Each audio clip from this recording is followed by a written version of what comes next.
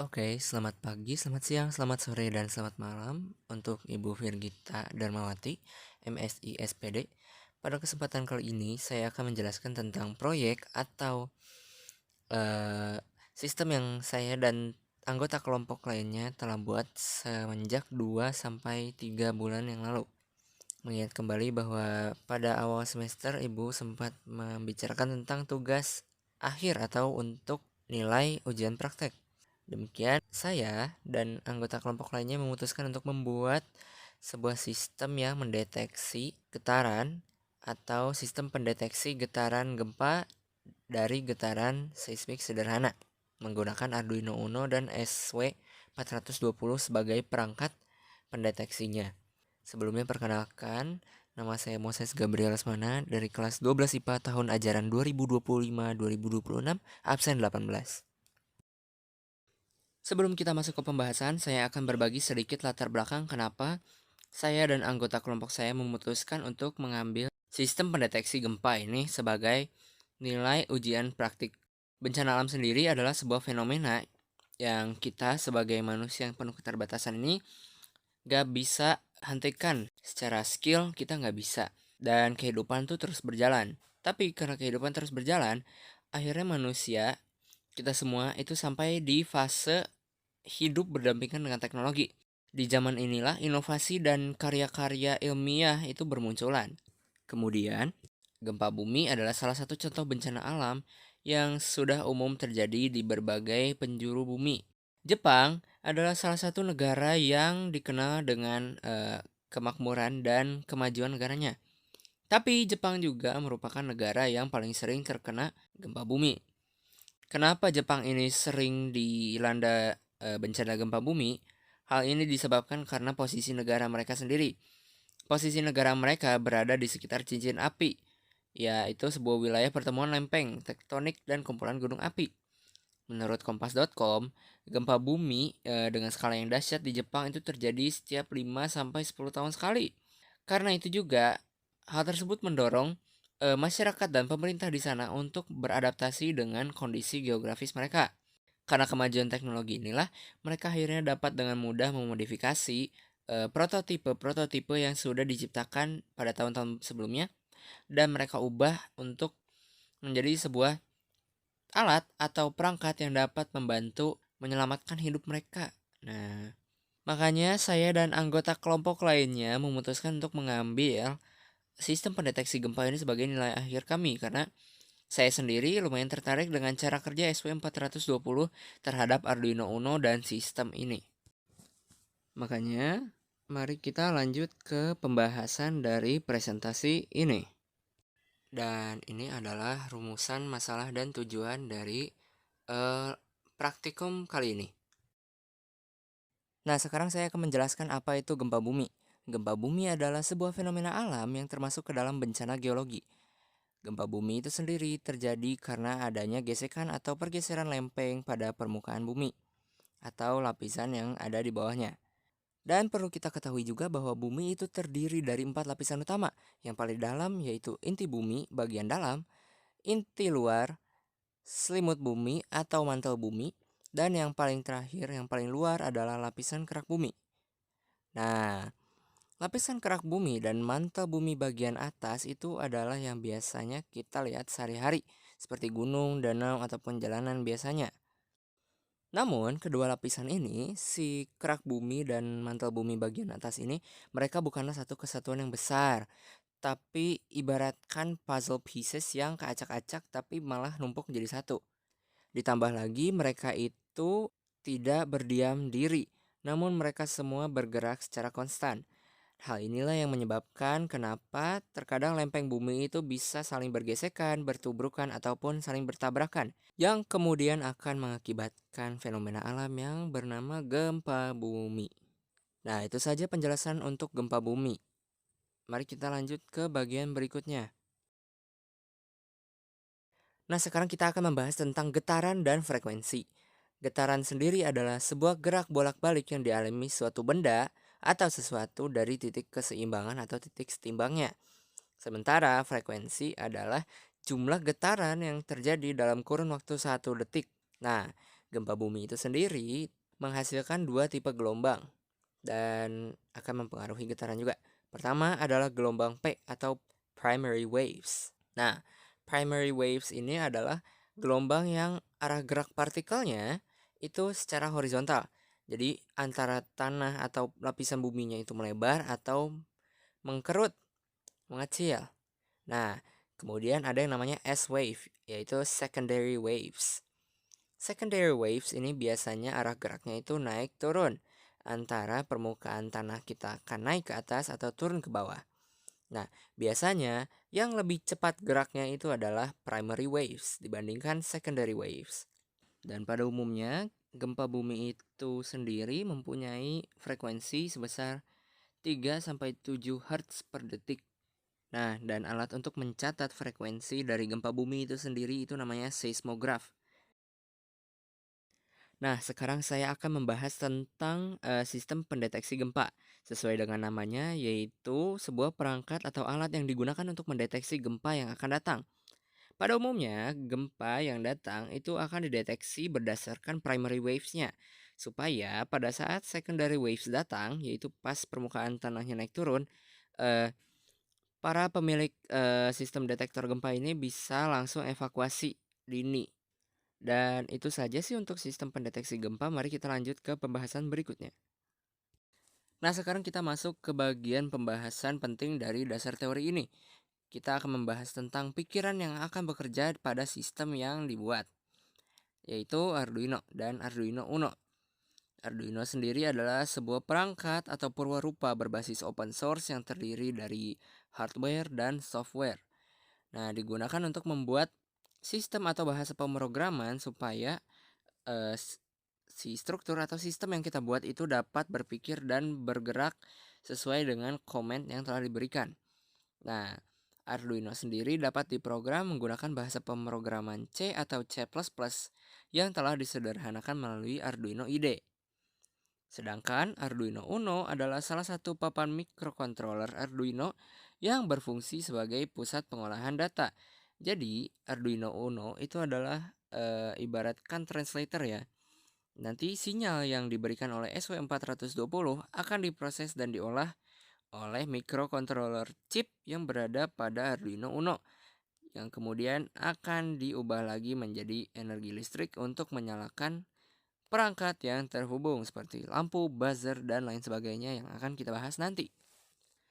Nah, kemudian alat kedua yang penting di dasar teori yang akan kita bahas kali ini adalah SW420. Dari tadi aku menyebutkan SW420, SW420 itu apa sih? Nah, 420 itu adalah sensor getar yang memiliki sebuah tabung yang di dalamnya tuh biasanya ada pegas atau enggak sebuah batang yang berfungsi sebagai pendeteksi getaran itu sendiri.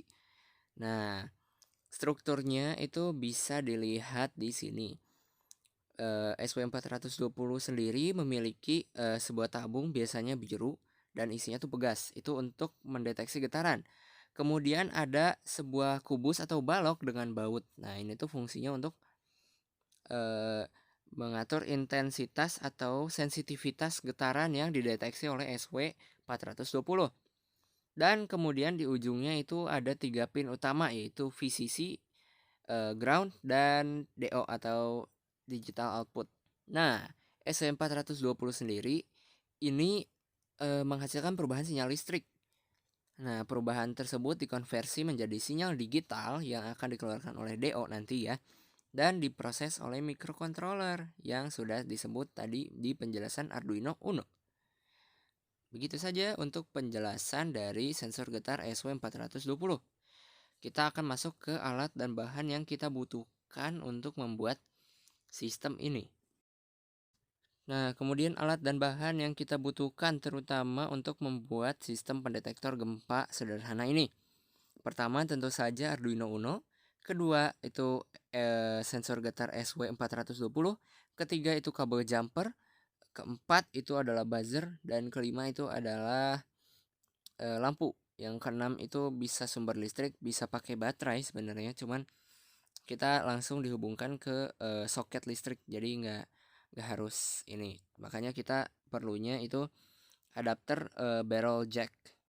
Nah, sebelum kita masuk ke pembahasan dan hasil observasi atau praktikum, aku mau menjelaskan sedikit tentang bagaimana sistem ini bekerja.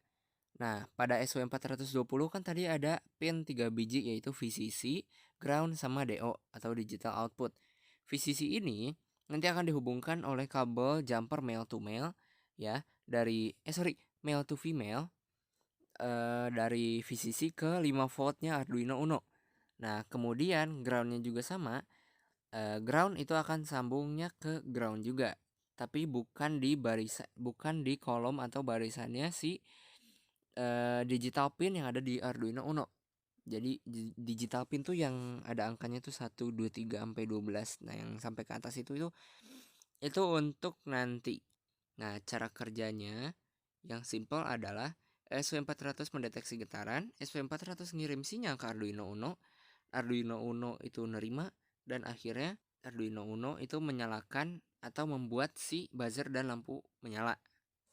Nah, itu tergantung hasilnya masing-masing. Nanti akan dibahas lagi di bagian pembahasan. Nah, sekarang kita akan masuk ke pembahasan. Pertama, itu bisa dilihat di foto pertama. Di baris 1 sampai kedua itu ada INT sensor pin, buzzer pin 7 sama 13. Harusnya tuh buzzernya tuh di pin digitalnya tuh 13 bukan 12. Kemudian di baris ke-7 sampai ke-9 itu ada sensor pin input dan buzzer pin output. Maksudnya, sensor pin input itu adalah sinyal yang akan dikirim oleh SW420. Nah, output ini adalah hasil, yaitu buzzer. Oke. Nah, terus ada di 12 sama 13 itu if digital read sensor pin equals high and buzzer on. Artinya, kalau misalnya yang dikirim sinyal oleh DO-nya itu high, maka perangkat atau si Arduino Uno ini akan menyebabkan si buzzer dan lampu untuk nyala. Nah, terus sekarang lanjut ke foto kedua yang saya input di PPT. Nah, di baris 26 sampai 28 itu bisa dibaca di baris ke-26 itu level 1 sama dengan getaran ringan. Nah, 27 itu komennya if hitung getaran lebih besar sama dengan 1 dan hitung getaran lebih kecil sama dengan 5 itu akan menghasilkan bunyi pendek sebesar 2 kali. Nah, untuk baris ke-32 sampai ke-35 itu menggunakan else if. Ya, berarti kalau bukan pilihan yang pertama atau pilihan lainnya yaitu antara 6 sampai 8 kali itu akan bunyi pendek sebanyak 3 kali dan akan dikasih delay sebanyak 500 milisecond dan kemudian akan bunyi panjang selama 3 detik. Nah, untuk pilihan yang terakhir itu ada else if atau level 3. Else if hitung getaran lebih besar sama dengan 9. Itu akan terjadi bunyi pendek sebanyak 5 kali. Nah, delaynya juga sama, tetap 500 milisecond tapi bunyi panjangnya itu selama 6 detik. Nah, yang di terakhir di baris 45 itu ada hitung getaran sama dengan 0, reset system. Ini adalah yang bisa ibaratkan ini tuh ada hubungannya sama ground yang dimiliki oleh SW420. Jadi ground yang punya SW420 ini itu sebagai referensi atau acuan mulai mereka menghitung tuh dari mana. Jadi biasanya tuh si sistem ini akan menghitung kan. Tapi namanya sistem buatan mereka itu pasti salah. Makanya kita harus memberi dia referensi dulu atau acuan supaya pas mesin yang ngitung itu mereka nggak ngitung dari 0 1 sampai 5 terus kemudian pas mereka hitung lagi mereka mulai ngitung dari 5 karena udah pasti sinyal yang akan diberikan oleh SW420 itu pasti akan salah total dan mesin tidak akan berhenti berbunyi, especially yang paling terakhir itu bunyinya 6 detik. Jadi intinya cara kerja SW420 ini pertama dia itu mengambil arus listrik dari Arduino Uno. Jalurnya itu VCC sama 5 volt yang ada di SW420 dan Arduino Uno. Kemudian ground itu adalah arus balik. Arus balik ini berfungsi sebagai jalur reset sistem dan membuat sistem ini menjadi arus bolak-balik ya. Nah, alasan kenapa si sistem ini harus arus bolak-balik. Pertama, supaya si detektor gempanya itu gak salah ngitung dan lebih stabil hitungannya. Kedua, kalau misalnya nggak harus bolak-balik bisa, cuman kinerjanya tuh nggak akan seefisien sistem pada saat dibuat sistem arus bolak-balik. Nah, yang terakhir itu ada DO atau digital output. Digital output ini mereka akan mengirimkan sinyal yang mereka dapat dari getaran. Jadi pertama, si pegas yang ada tuh kan digetarkan ya. Karena udah digetarkan dan perbandingan arus listrik antara Arduino dan SW420-nya itu berbeda, maka SW420 akan menggunakan DO atau digital output yang terhubung ke soket digital pin di Arduino Uno mengirimkan sinyal high atau low, dan itu akan dia klasifikasikan tergantung intensitas, frekuensi atau getaran yang dirasakan. Tadi sudah dibilang kalau misalnya antara 1 sampai 5 bunyinya akan bagaimana. Nah, jadi itu maksudnya dari high atau low. Untuk low sendiri itu bukan berarti getarannya lemah ya, tapi kalau low itu menandakan bahwa tidak ada lagi getaran yang dideteksi oleh SW420 ini.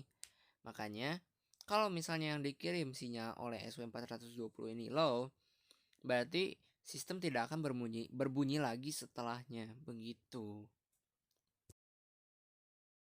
Oke, mungkin segitu saja penjelasan dari saya mengenai sistem pendeteksi gempa berbasis getaran seismik sederhana. Semoga presentasi ini dapat menjadi ilmu tambahan untuk adik-adik kelas mungkin atau orang lain yang menonton video ini. Terima kasih sudah menonton. Tuhan memberkati.